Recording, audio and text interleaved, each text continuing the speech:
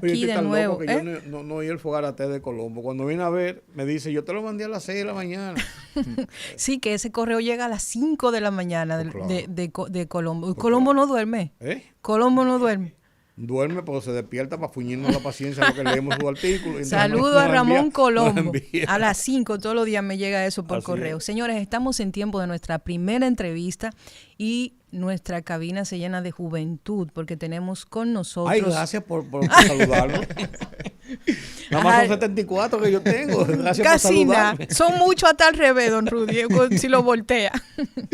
Ariel Medos, un apellido raro ese, nuevo secretario de organización del Partido Opción Democrática. Al Bienvenido. partido de Doña Antara. Bienvenido, Y de, sí, ¿cómo se llama? de José José De Horacio José y Horacio Virginia Horacio. Rodríguez. Antares. José Horacio le dio un golpe de estado a Antara. Antares, No. sí. Sí. Virginia Antares. Bienvenido al rumbo de la tarde. Muchísimas gracias por la invitación y aquí estaremos trayendo la buena nueva de Opción Democrática y respondiendo a las inquietudes que se planteen en este espacio. ¿Por qué la juventud asume el control de un partido?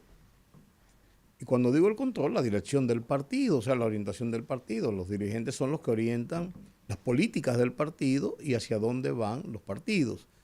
Asume la conducción, no ahora, desde hace tiempo, de ese partido, que es un partido que cuantitativamente quizás no es trascendente en el conteo de votos, pero que ha jugado un papel dentro del escenario político dominicano. Porque hay un desplazamiento de los viejos, la inteligencia artificial está haciendo... Que busca pie.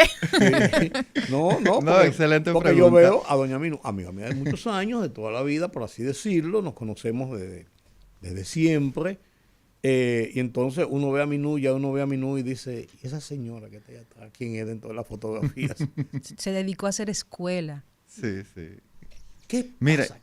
¿Cuál es la visión? Porque ustedes tienen que haberse hecho esa pregunta, aunque no la socialicen, por respeto, pero yo me atrevo a hacerla. Lo primero es que nosotros somos un mix de experiencia y juventud. Sí. Y con respecto a por qué Opción Democrática está compuesto mayormente por gente joven, fue que desde su concepción el partido se gestó desde las cabezas de personas jóvenes, evidentemente dirigidos y orientados por Minú Tavares Mirabal, que ahora en este proceso que tuvimos recientemente pasó la antorcha. Y también a nivel estatutario, nuestro partido impide que un presidente pueda ir en periodos consecutivos. Sí, yo lo sabía. Nosotros tenemos orgánicamente de que si usted es presidente... Hay un relevo. tiene que dar el relevo de manera, pues mira qué bien. de manera obligatoria. Y en el caso que nos ocupa con Minú fue presidenta hasta el mes pasado y le pasó la antorcha a José Horacio y estamos inmersos en cierta medida en un proceso de renovación, de transformación.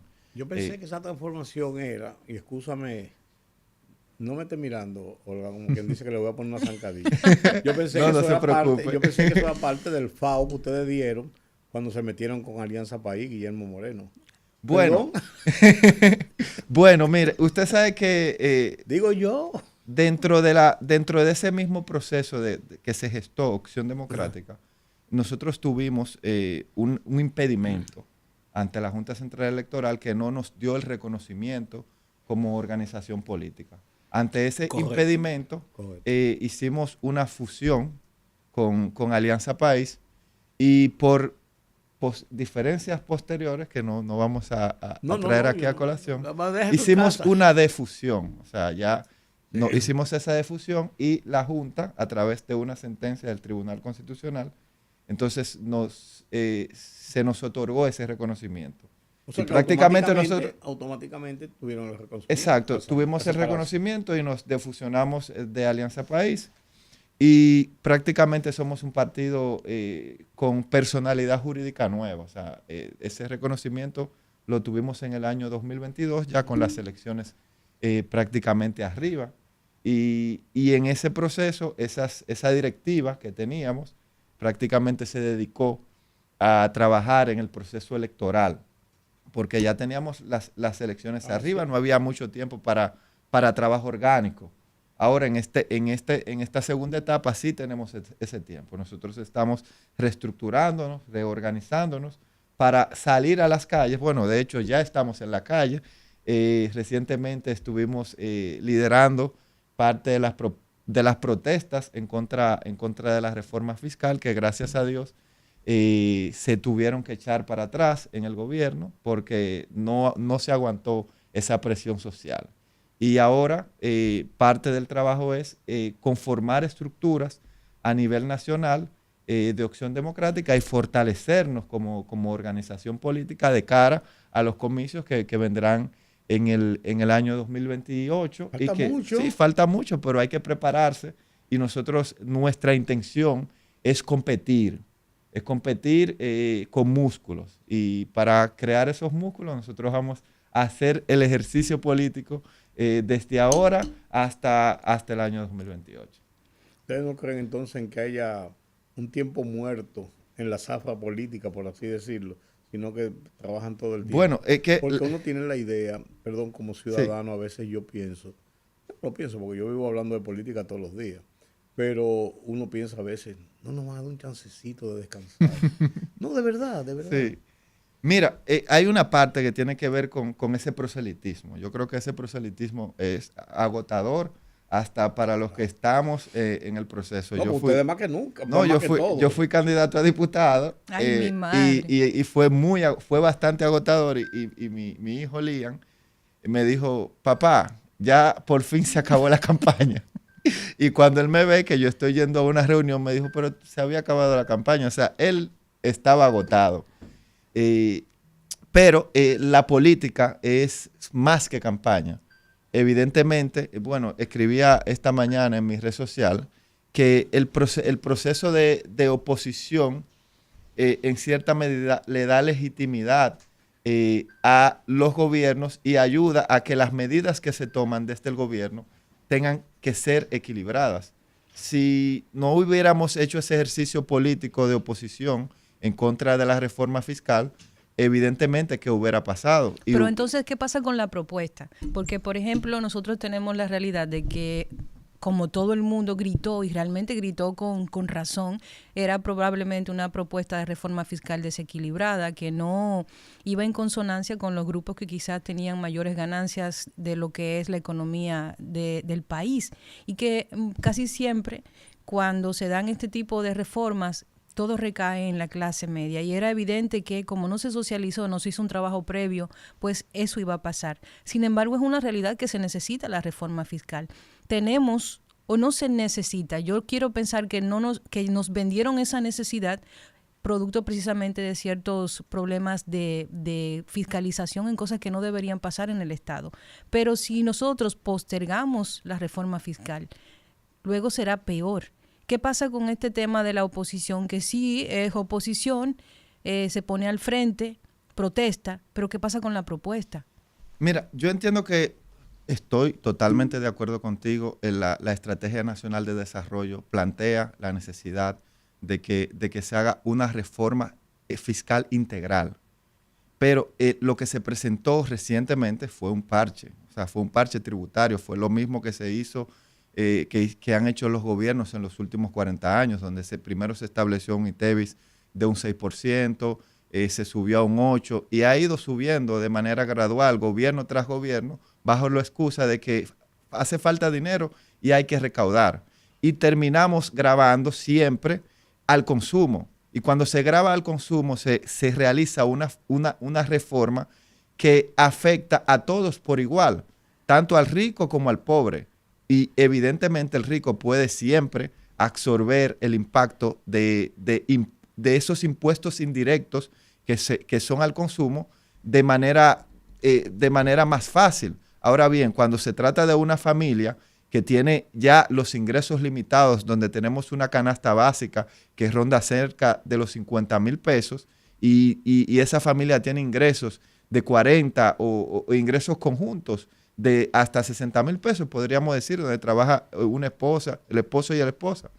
Y grabar con una nueva reforma fiscal que va a disparar realmente la canasta básica a más de 24,000 pesos. Entonces, eso no es esa reforma integral que nosotros como país necesitamos. ¿Y cuál es la reforma que necesitamos? Bueno, yo creo que se debe de trabajar en una reforma que lo primero que tenemos es que considerar es la calidad del gasto público y ese endeudamiento constante. Nosotros nos hemos endeudado como país en más de 40,000 millones de dólares y ese dinero se ha ido básicamente en gasto corriente.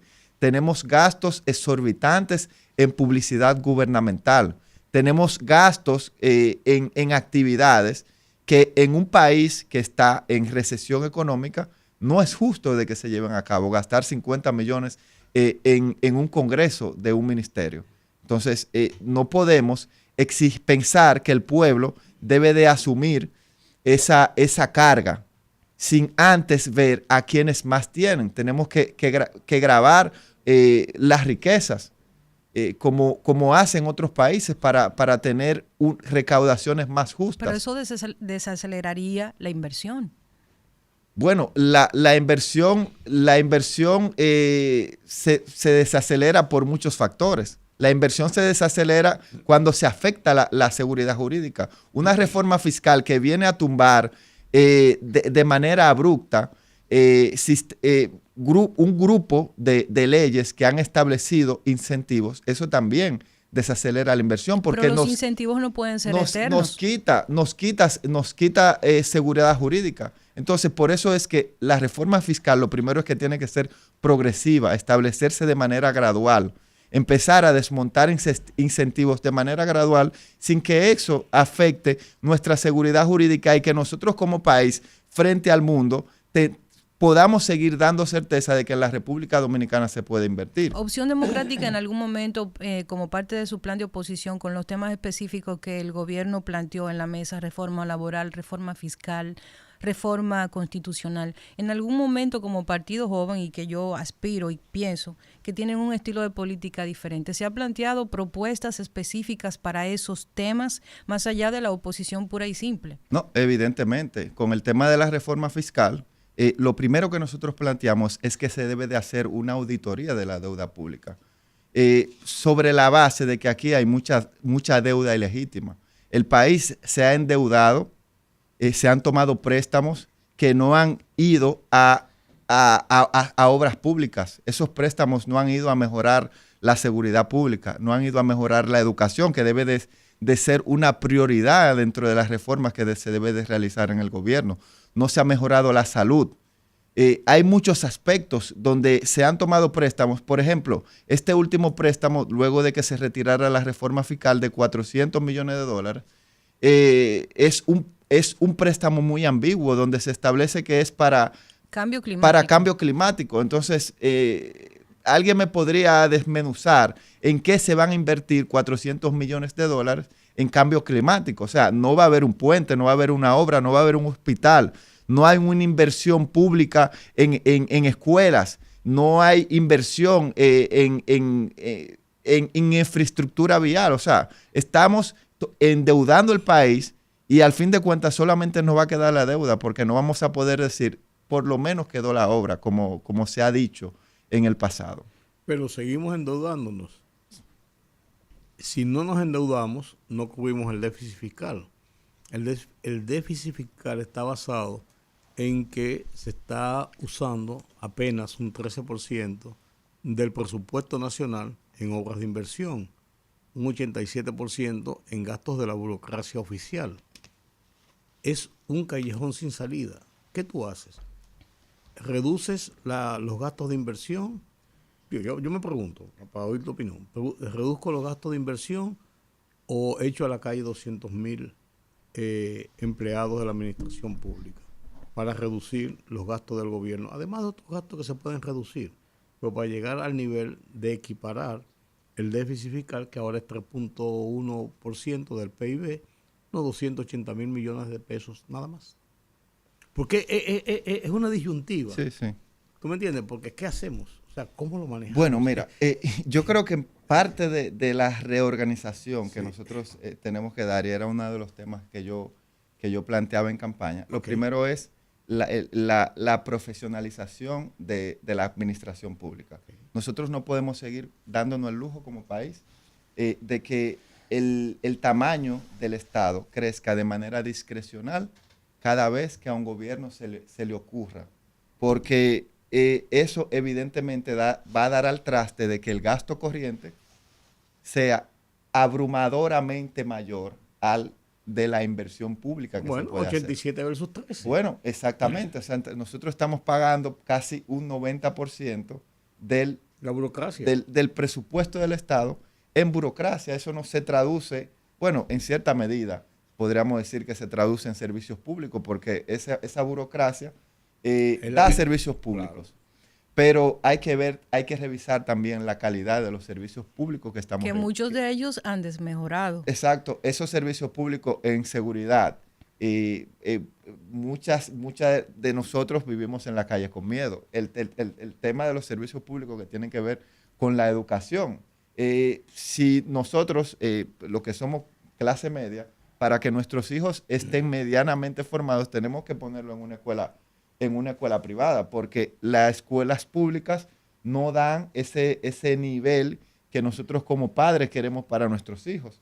Entonces, lo ideal sería que las escuelas públicas tengan el mismo nivel que las escuelas privadas y que ya sea una cuestión de una prerrogativa, no de una necesidad de las familias dominicanas. La salud. Uno no aguanta, si uno quiere salir con una solución real de un problema de salud, ir a un hospital público. Tenemos que pagarla. Entonces, ese mal manejo o ese mal uso de los recursos del Estado, bueno, también tenemos el gasto desmedido en publicidad gubernamental. Estamos hablando de 10,000 millones de pesos. Ese gasto corriente evidentemente dificulta de que se haga una inversión pública en carreteras, en construcción de nuevas aulas, de hospitales que se necesitan, de adquirir las ambulancias, de mantener, por ejemplo, a flote el sistema 911. Eso conlleva una inversión pública y debe de existir un equilibrio donde socialmente el gobierno pueda ser funcional y que esos impuestos que nosotros estamos pagando nosotros los paguemos de manera conforme. Imbatible tu razonamiento. No, imbatible. Sin embargo, a mí me gustan las cosas prácticas. Tenemos el problema. Tenemos que buscar la forma de conjurarlo sin seguir hundiendo más la situación de las finanzas públicas. Exacto. Porque los préstamos en sí no son préstamos malos per se, sino lo que acarrea. Porque cada vez que tomamos un préstamo tenemos que buscar cómo pagar los intereses de ese préstamo y se lo restamos al dinero que podemos dedicar también a la inversión. O sea, es como un círculo vicioso. Es una bola, el gasto corriente. Es una bola de nieve que va aumentando cada vez más. O sea, tenemos que llegar a un punto de equilibrio. ¿Qué hacemos? En 24 meses, por ejemplo. En 2 años, ¿cuál sería la cosa? ¿Cómo hacemos para revertir eso? Una situación de esa naturaleza. Es el tema. O sea, sí. ¿Qué hacer? Yo lo primero que creo que el gobierno, lo primero que debe de hacer es enseñar con el ejemplo. El gobierno tiene que empezar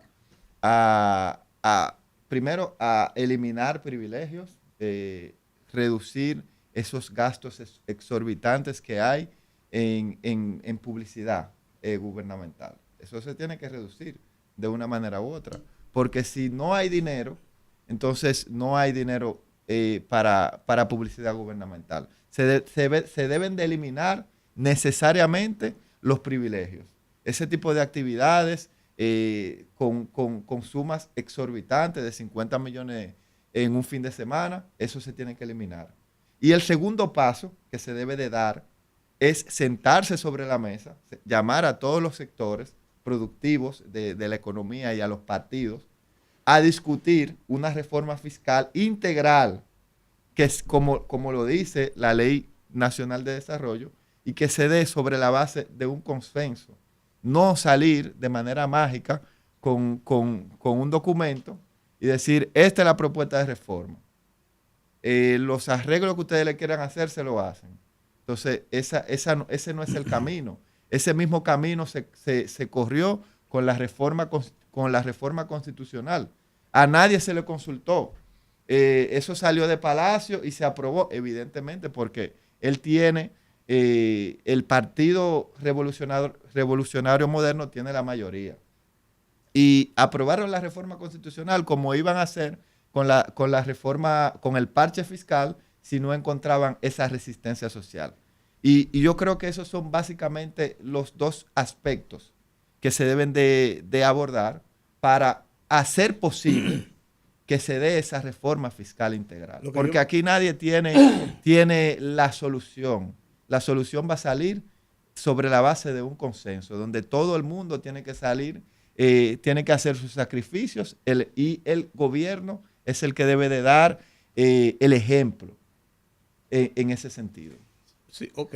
No, yo estoy de acuerdo. Tu planteamiento, vuelvo y digo, es imbatible y es bueno. Ahora, llevarlo a la práctica es el tema, porque el gobierno hizo una propuesta. ¿Qué otra propuesta se hizo? Bueno, el gobierno, no lo podríamos considerar como una propuesta. No, pues bueno que fuera. Porque lo único bueno que tenía, podríamos decir, ese parche, era el desmonte gradual del anticipo. Era lo único que nosotros podemos sacar de ahí. Entonces todo era grabar. Bueno, ya le iban a cambiar el nombre al ITEVI, iba a ser IVA. Por eso yo digo que era la reforma del IVA, regresiva, abusiva, y todo lo que, como dijo termina en IVA. Todo lo que termina en IVA. Decían los viejos de nosotros que nada es tan malo que no tenga algo bueno y nada es tan bueno que no tenga algo malo. Entonces, yo lo que digo es, tú hablas del consenso, es verdad. Claro. Es verdad. Pero yo digo, yo no estoy defendiendo una cosa ni otra, yo estoy tratando de entender. Y vuelvo y te digo, tú tienes un punto imbatible. Pero se discutieron 2 propuestas, 3 propuestas, 4 propuestas. Nadie dijo nada. Se está hablando de la reforma fiscal desde hace más de un año. Bueno, lo que se hizo ahora fue que se estructuró en una cosa que se llamó proyecto. Pero las normas de por dónde venían las cosas se estuvo discutiendo. Nadie se acercó y dijo, mira, yo tengo esta propuesta. Están haciendo, ¿tú sabes lo que están haciendo ahora? Después del FAO que se dio y lo que pasó, ahora están haciendo, los empresarios contrataron, por lo menos que yo conozca, 2 firmas importantes de economistas que están montando una propuesta sobre la base de la propuesta que montó el gobierno para tratar de buscar un punto de equilibrio entre una cosa y otra. Por todo eso que dice el gobierno, ya puesto en orden de 1, 2, 3, 4, capítulo 3, todo el mundo lo conocía. ¿Qué hicieron los partidos políticos? Se quejaron de que la propuesta no era buena, de que el gobierno quería hacer esto, pero tampoco hicieron una propuesta formal. ¿Qué es lo que hay que hacer? Es esto o aquello. O sea, lo que yo me quejo es eso sencillamente. No, sí, evidentemente, pero yo creo que el llamado al consenso, a quien le corresponde realizarlo, es al gobierno, porque ellos son quienes están gobernando, evidentemente. Nosotros desde Opción Democrática no podemos ir a decirle al gobierno cómo deben de hacer las cosas. ¿Y ustedes tienen alguna propuesta? Nosotros propusimos, lo primero que nosotros propusimos y que también fue un tema de campaña, fue hacer una auditoría de la deuda pública. Porque aquí hay mucha deuda que consideramos ilegítima. O sea, el país se ha endeudado y eso no se ha traducido en inversión pública de ningún tipo. Entonces se debe primero de auditar. Y le cito un ejemplo. Cuando salió el tema de Venezuela, aquí nadie sabía si se le debía y cuánto se le debía a Venezuela. ¿Usted cree que en un país donde usted tenga un compromiso financiero con otro país y nadie sepa, no hay una fuente? Entonces, es necesario que eso se audite para que nosotros tengamos claridad sobre lo que nosotros debemos y en qué se han invertido esos fondos. Y la deuda que no se haya traducido en deuda pública, no se haya traducido en inversión pública, nos corresponde entonces desconocerla. Sí, pero lo del petróleo, no estoy defendiendo el tema, pero sí, para ponerlo en el contexto, sí, el señor Aguilera dijo que había una deuda de 200 y tantos, no de 300 como decían la gente de Venezuela, que estaba en discusión, que estaba incluso tuvo un momento que pudo haber llegado a un arbitraje, porque ellos asumen una deuda y nosotros no tenemos esos montos de la deuda que ellos asumen. O sea que está en discusión. Entonces no lo desconocían. No se sabe el monto exacto de cuánto debemos. Pues no lo desconocían, dijeron eso. Bueno.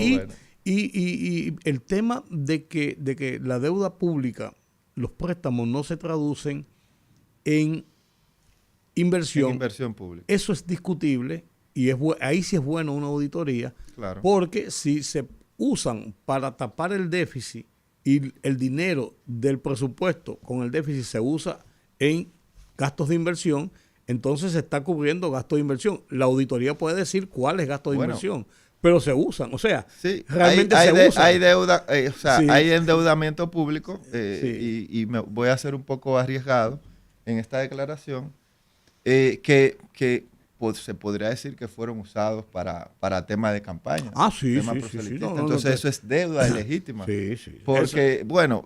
por eso es bueno una auditoría. Ahí yo estoy de exacto. acuerdo contigo. Una auditoría porque no, buena. o sea, yo sí, como dije, yo fui candidato a diputado y usted decir que un partido haya sacado 148 diputados de 190, eso inclusive nos lleva a cuestionar de manera profunda nuestro sistema electoral, porque ¿cómo es posible de que un partido tenga la fortaleza de sacar la mayoría absoluta en el Congreso, incluso para cambiarle el nombre a la República Dominicana?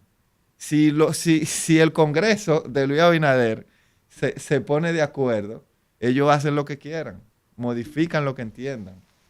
Y de ahí ellos dicen que el poder ellos no lo han usado, pero lo tienen, lo consiguieron. ¿Y a qué costo? Entonces, ese costo es que ahora, a través de la reforma fiscal, se nos quiere cobrar. Y esas son de las cosas también que nosotros tenemos que entrar en esa discusión, en ese debate. Por ejemplo, la reforma constitucional no era necesario hasta cierto punto porque estaba prohibido por la Constitución ponerle ese supuesto candado.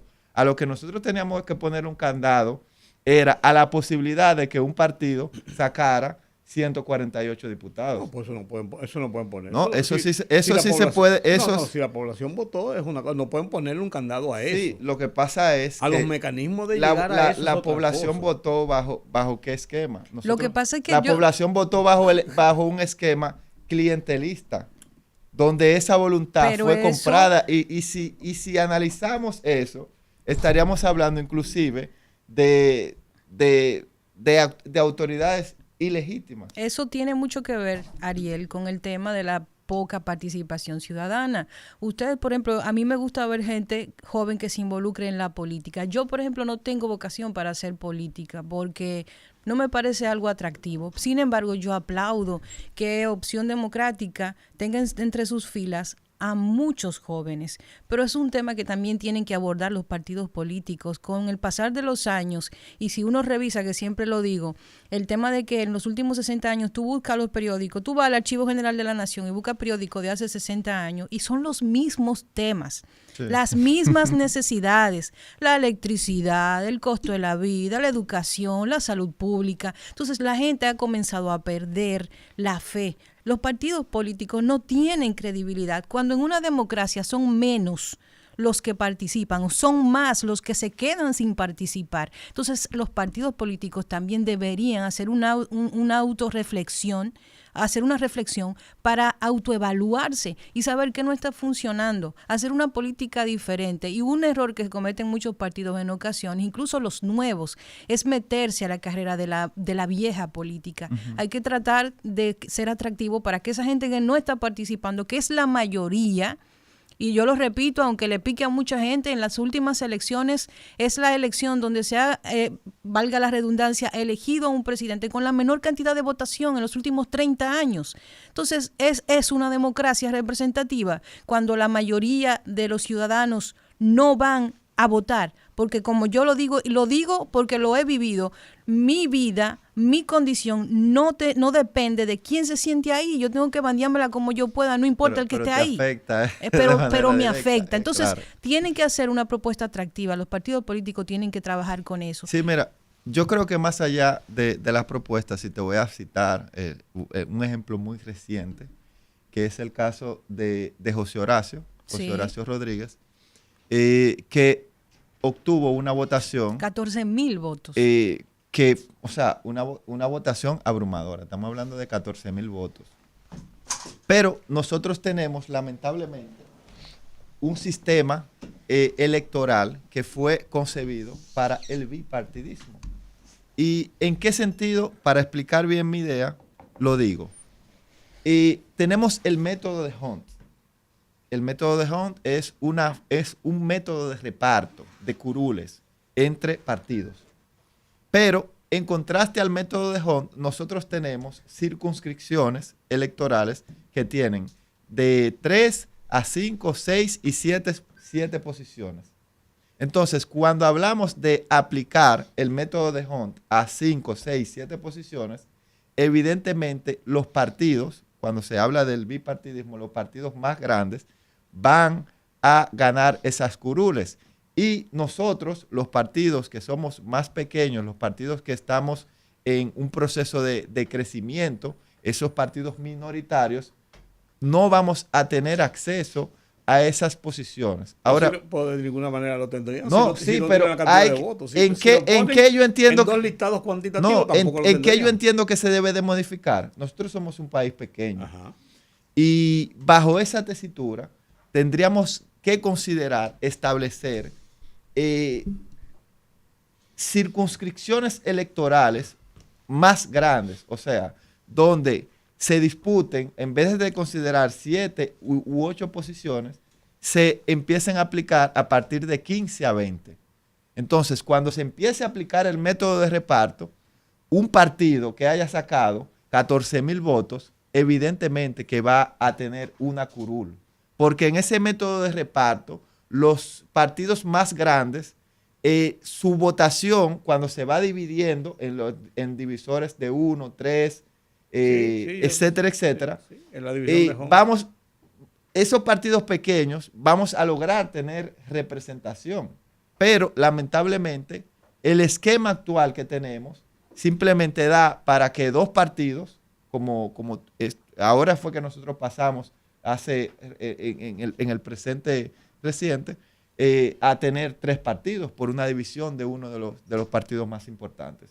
Pero antes eran solamente 2 partidos que tenían la posibilidad de tener representación en el Congreso, y ahora fue inclusive un poquito más marcada la diferencia porque uno de esos 2 partidos se mantuvo consolidado, y eso le dio la posibilidad de que la mayoría de las posiciones ellos las pudieran ganar. Y eso dentro del Congreso no representa una legitimidad democrática, porque nosotros estamos hablando de que el Congreso es del PRM, que el Congreso es del presidente, y ahí se dice lo que dice el presidente. Y el Congreso no es para eso. El Congreso es para hacer contrapeso del Poder Ejecutivo, y es inclusive el primer poder del Estado.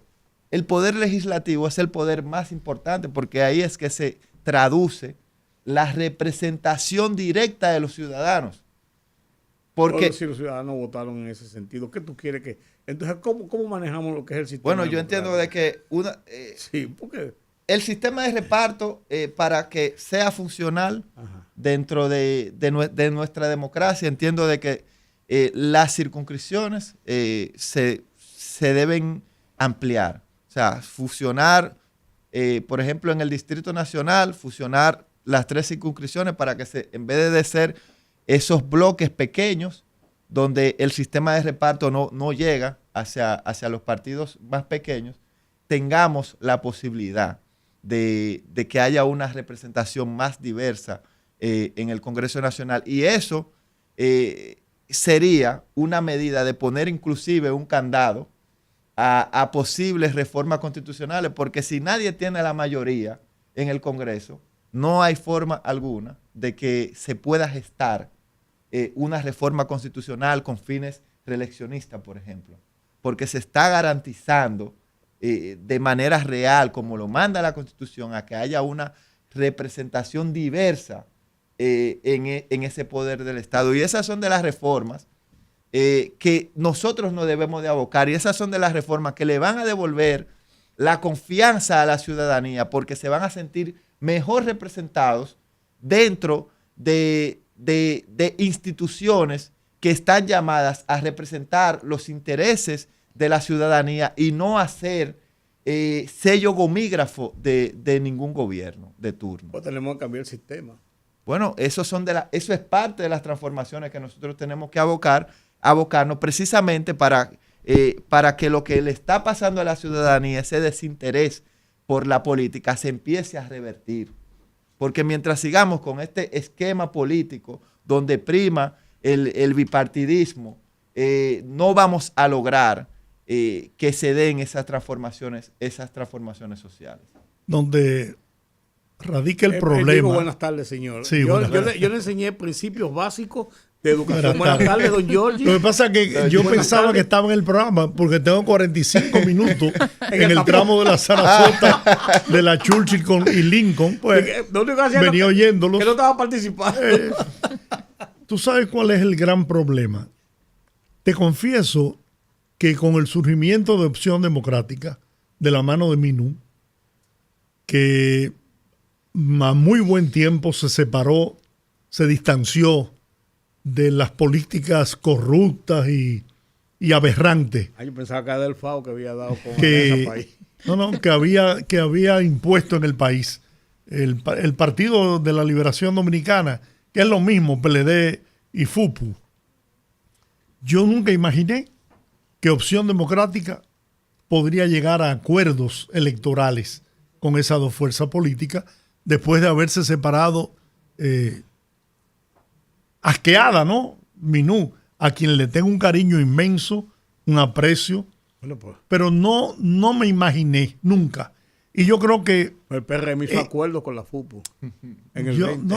Pero es que bueno, pero esta es una opción nueva, refrescante. Mira, ahí hay figuras como mi amigo... José Horacio. ¿Quién? Horacio. Pero hay otros también, muchos muchachos jóvenes. Franiel Genao, que vino exacto. aquí. Es bueno también muchacho... Eric Ortiz. Eric Ortiz. Y también Bonilla. Samuel Bonilla. Muchachos buenísimos. Y Minú, que es un activo importante de la política y la democracia dominicana. Entonces, hasta que aquí no surja o los partidos emergentes no entiendan que hay que construir una mayoría a base del trabajo, del contacto permanente con la gente y del ejemplo, entonces tendremos esos partidos que hoy nos siguen dirigiendo como consecuencia ¿de qué?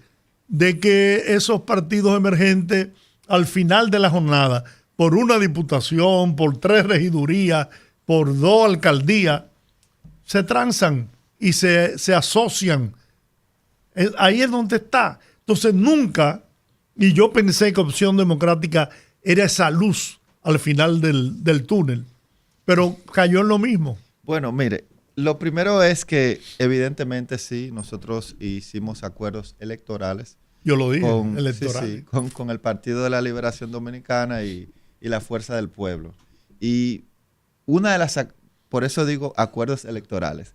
Hicimos siempre mucho énfasis en esa parte porque ahí podemos aplicar un refrán que dice juntos pero no revoloteado. En una coyuntura. Reburujado. Reburujado, exacto. En una coyuntura, precisamente. Porque, como le acabo de explicar, nosotros tenemos un sistema electoral que prácticamente obliga a los partidos a llegar a ese tipo de acuerdos para poder estar en condiciones de competir.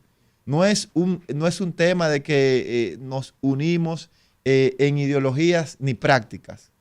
Simplemente en esa coyuntura electoral para poder estar en condiciones reales de alcanzar posiciones públicas, porque las transformaciones políticas se dan a través de las posiciones públicas. En cierta medida se incide desde la oposición, pero para poder lograr someter proyectos, llevar acciones concretas, tenemos que estar en el Congreso, tenemos que estar en las regidurías y tenemos que estar en los ayuntamientos. Y les cito el ejemplo. En el Distrito Nacional, vuelvo y reitero el caso, José Horacio y Opción Democrática no llevamos ninguna alianza, ni con la Fuerza del Pueblo ni con el PLD. Nosotros fuimos con un bloque de partidos pequeños en el Distrito Nacional. Y José Horacio sacó una votación titánica de 14,000 votos. ¿Y qué pasó? Se quedó fuera. En contraste con otros partidos políticos donde candidatos que sacaron 3,000, 2,000, 1,500 votos lograron curules. Y eso se dio porque en el conjunto electoral que ellos tuvieron, sacaron una votación que le permitió ganar la curul. Nosotros, en nuestro caso, lamentablemente, no lo logramos y perdimos una voz en el Congreso.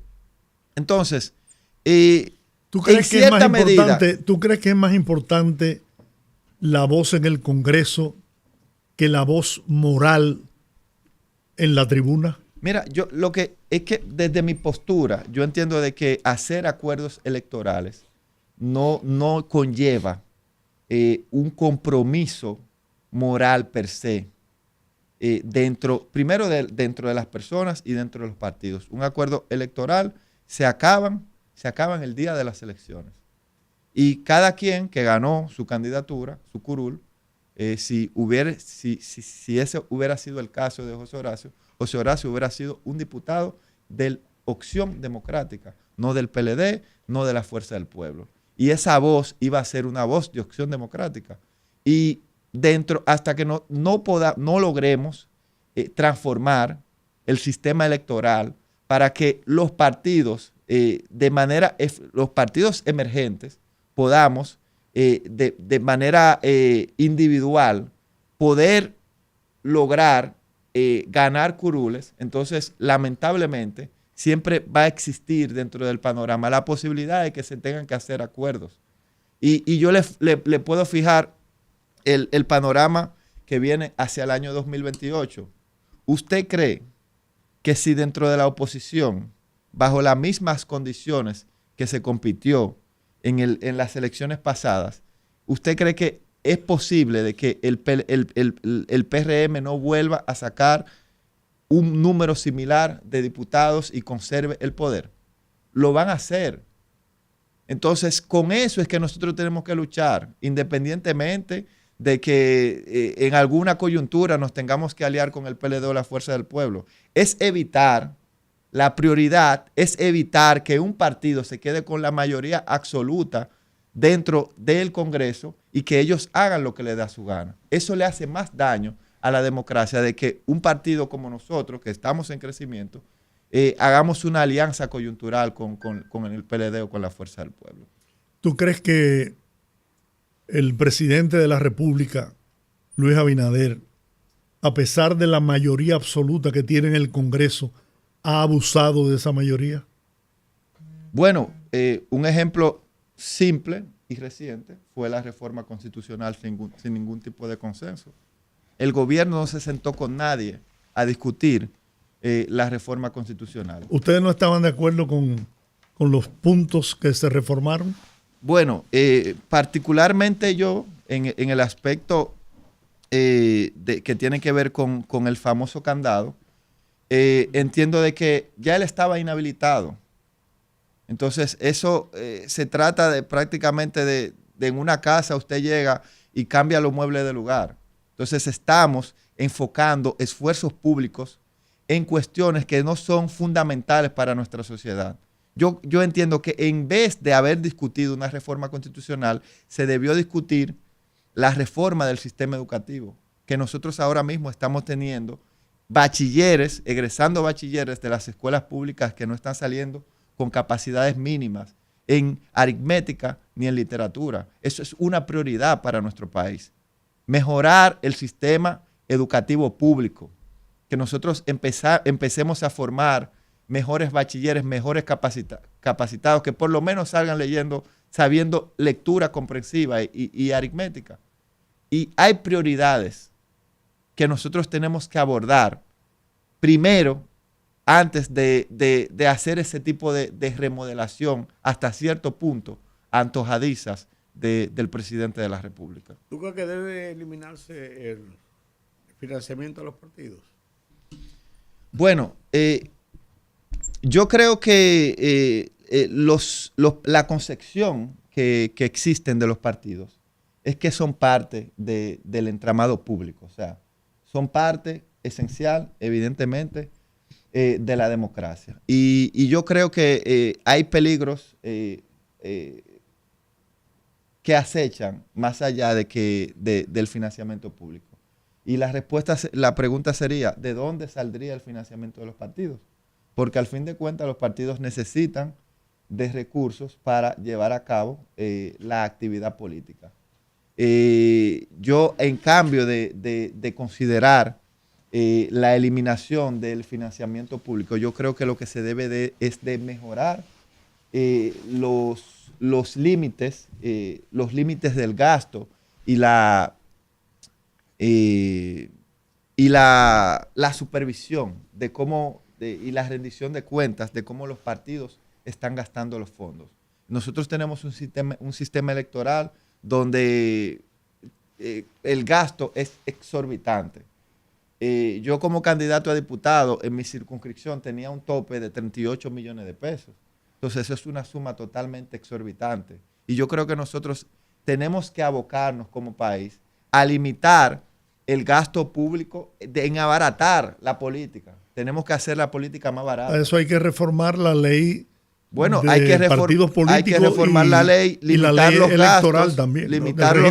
limitar los gastos de que un candidato no tenga la potestad de poner 100 vallas. No, porque el límite no puede ser tan exorbitante. Entonces, a mí, como partido emergente, me ponen la vara muy alta, me dificultan la posibilidad de competir y eso afecta a fin de cuentas a la democracia. No es el financiamiento público que le está haciendo daño, son los límites. Y la reforma que se debe de dar en el ámbito electoral tiene que ir hacia a que se abarate, que la política sea más barata. Y eso es poniendo límites. Pero mira, yo no sé, y no contribuyendo a evitar, de alguna forma, yo no sé cuál, pero de alguna forma, el que entren dineros non santos a la política. Eliminando el financiamiento a los partidos políticos. ¿Qué piensan sobre eso? Esa fue la pregunta. Esa fue la pregunta precisamente. Entonces, porque si está bien, le ponemos límites, pero ¿y entonces dónde entran los pero es que si por ejemplo usted, ¿dónde entran los gaseros? Si se limita el tema del gasto en campaña, de que un candidato a diputado no tenga la posibilidad de poner 5 o 6 vallas, una valla cuesta alrededor de 300,000 pesos al mes, que se limite la posibilidad de que se le pregunte, o sea, ¿de dónde vienen tantos recursos para tú tener tantos anuncios en la radio? Y eso es medible. A mí me gusta el candidato y yo contribuyo con eso. Eso es medible. Entonces, si no hay posibilidad de que ese dinero se gaste, evidentemente la política se va a abaratar y no va a haber posibilidad de que vengan recursos de fuentes oscuras, porque no va a haber forma de gastarlo. Mira, yo soy un soñador. Es complicado. Me confieso soñador, iluso, porque yo pienso diferente. Y te voy a señalar, ¿tú crees que tiene más fuerza moral la voz del hijo de Leonel Fernández que la de el presidente de la Opción Democrática, José Horacio? Bueno, Sin embargo, el hijo de Leonel es senador de la República en el Distrito Nacional. Ahora, ¿tú crees que tiene más fuerza moral la voz de ese joven que la de José Horacio Rodríguez? Bueno, yo creo que cada quien está jugando su rol. Juégatela. No, yo creo que cada quien está jugando su rol. Y yo puedo hablar por José Horacio. Yo creo que José Horacio, cuando tuvo la posibilidad cuando fue diputado, representó de manera digna los intereses de la ciudadanía. Y del caso de Omar Fernández, él está jugando su rol. Yo no podría hacer un barómetro moral para decir cuál tiene más peso. Y te digo, esa voz de José Horacio va a seguir incidiendo. No importa desde la Cámara de Diputados, desde una tribuna independiente, no importa. Es que tú convences a la gente con el ejemplo. Claro. La gente se convence con el ejemplo. Este país está ansioso. Lo que pasa es que no nos han dado la oportunidad, pero ansioso de poder tener gobernantes pero que en política nada se con regala. características como la de José Horacio y de muchos otros que los hay en todos los partidos. Porque tomo como ejemplo a José Horacio porque a pesar de estar en un partido emergente, mira la votación que logró en la circunscripción número 1. Y lo logró ¿por qué? Porque gastó dinero. No, porque su discurso convenció a la gente, en especial a los jóvenes. Exacto. Entonces ahí es que yo tengo esa ilusión. Yo no la voy a ver porque ya los años que me puedan quedar, yo creo que no me van a permitir. No, porque uno le podemos dar una sorpresa. Uno puede ser soñador, pero ya eso para mí será una pesadilla. Pero la verdad, yo quisiera ver que partidos como el de ustedes, con una formación ideológica fundamentada en valores, en principios, caramba, pudieran crecer y cautivar la preferencia del electorado. De corazón lo digo. De corazón lo digo. Mire, y yo creo mira que yo he militado solamente en un partido en mi vida que quizás no sea el mejor ejemplo, aunque tuvo el mejor líder que ha tenido este país, que es el Partido Reformista. Okay. Mire, yo creo que parte del trabajo de nosotros poder multiplicar estos valores a nivel nacional se hace en las calles. Y como decía en principio, nosotros estamos en ese proceso de transformación y de crecimiento. O sea, nosotros vamos a seguir trabajando a nivel nacional porque estamos convencidos de que no solamente el grupo que tenemos ahora en Opción Democrática piensa como nosotros. En el país tenemos mucho talento, muchos jóvenes que quieren lo mejor para su país. Y sobre esa base, esos jóvenes los vamos a integrar a Opción Democrática para fortalecernos y